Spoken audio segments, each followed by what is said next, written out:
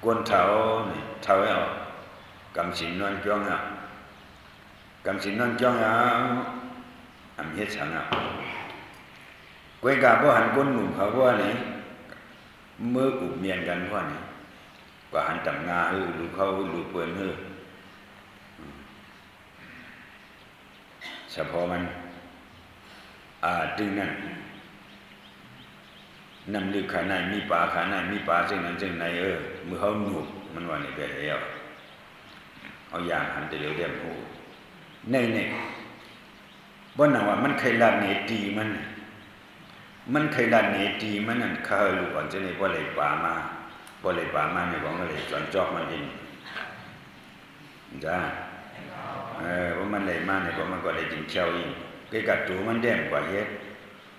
มันกว่าเฮ็ดว่าเนี่ยวสีกรรมแบบมันโนกรรมแบบมันโนกรรมเสริมปาเสริมอันปานั่นกว่าปันเฮียงฮะ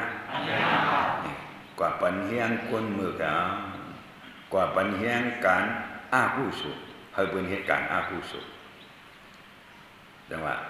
มันโนกรรมก็ไม่สุภาพขึ้นเมียปันเทียงลองลายมันตั้งหนึ่งกว่านี่ก็เฮียงสุบเฮียงเสริมเห็มปา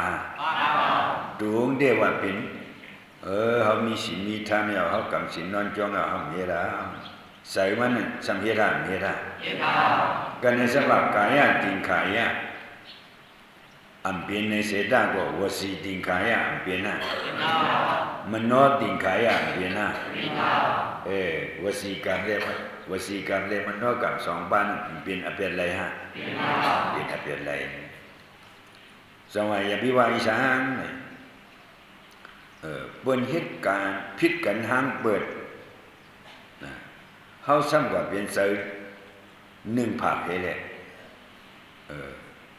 อภิษา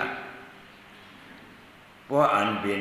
กวนอันเฮามุดจึกแลสังคือก็แลสังปีน้องแลสังเปิ้นพิษกันบ่ไหนก็สะเฮานั้นสิเป็นหือที่กว่าอยู่ภายหลังผู้อยู่ภายอันเป็นชื่อเขาคือเขาปีเขาน้องเขาเปลี่ยนมาจังนั้นน่ะอันเป็นปืนนั่นเขาสูเมอันเป็นภายเขานั้นสังขารเปในท้องมาเจออีสังว่านี่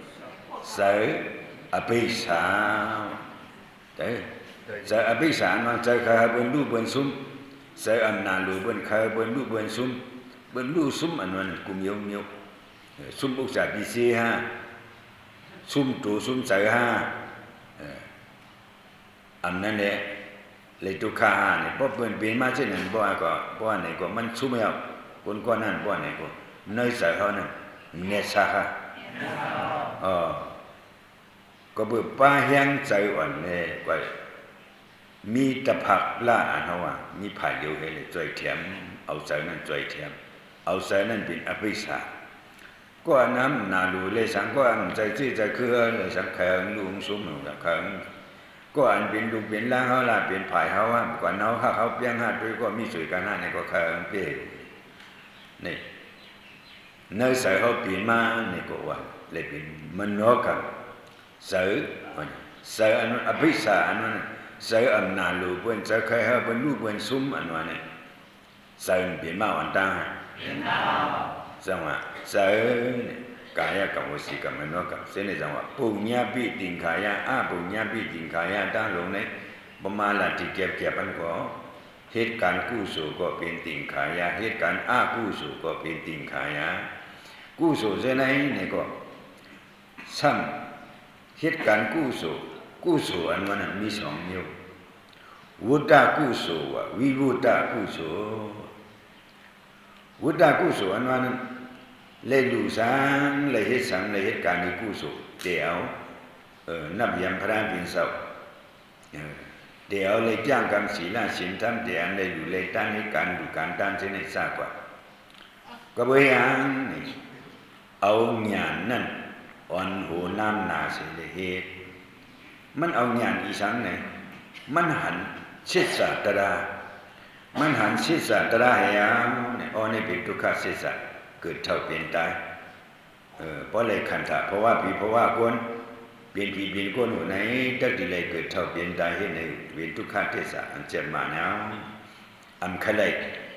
คเลยเพราะว่าจะผีปานก้นอีสานใครป่วนเนื้อสังสารวัตถุข้ากันก็เบอใครป่วนเนื้อสังสารวัตถุข้าเลยอันมีเครื่องอยู่ต่างๆเนี่ยสีไหลหักเปียงสีไหลเสียเลยเย่เย่โยเนี่ยหัตถ์ฐานะเนี่ยเลยอยู่ด้านนำกี่มีใจหัตถ์ฐานเนี่ยสีไหลกูมดกูเสียงสีไหลก็อินเฮียงเขามีเนี่ยจุนอยู่เลยเตว่าหัตถ์ฐานเนี่ยเลยดูบ้านใจสีไหลบ้านใจก็ใจเงียวบ้านใจใครป่วนใครหลดสังสารวัตถุข้าเสียเลยสังดูว่ามันเอาหยันอ่อนหูน้ำหน้าเสเลลูนั้นเป็นวิวุตตะผู้สูวิวุตตะตานาก็บอกว่าวิวุตตะนั้นมันเคยป้วนหล่อนไม่สังสารวัตถุข้ามันนั่นซึ่งยกกี่ยกมาเมื่อไหนนี่มากันมาในปังตราในนี่บ่ไปป่องใส่บ่ไหนคำพองบ่มาจ้างกับตราบ่นี่ที่เลยเมื่อเป็นผีที่เลยเมื่อเป็นสางที่เลยมาเป็นคนที่เลยเป็นสัตย์ที่เลยมามีดีเป็นก็ยินช่างสานาปานดีหนึ่งบ่บ่ในมุมมองให้บ่นี่อันเฮาเฮ็ดกันดีกุศลนี่อีสังอ่อนโหน้ำหน้ามันสิเลยเฮ็ดตัณหาอีสังก็เมื่อมันหันตั้งชิดศาสนามันหูจักชิดศาสนาโกสังสระโกวัตถุข้าเสเลยใครเป็นผีใครเป็นคนใครเลยที่สิงช่างสาผีใครเลยที่สิงช่างสาคนใครมามีดีเป็นก็ยิงช่างสาเส้นนั้นเส้นไหนเจ้าว่ามามีดีเป็นเนี่ยเป็นเสียงอีสานมีเนี่ยเป็นอีสานเนี่ยมันเดิมหูหูเอวก็ถามว่ามั่งมีดีเป็นก็ยิงช่างสาเพราะในคนในโลกาลงเส้นไหนทางห้ามโปรดทางห้างซื้อนี่เด็กว่า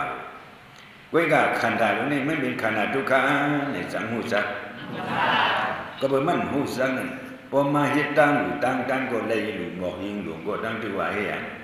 สติมาหาก็ห่างนี้มันนั่งบอกหลวงในหางหอมมันนั่งอายบอกเจ้านั้นเจ้าไหนมุ่งมองซึ่งนั่นเฮเลนดู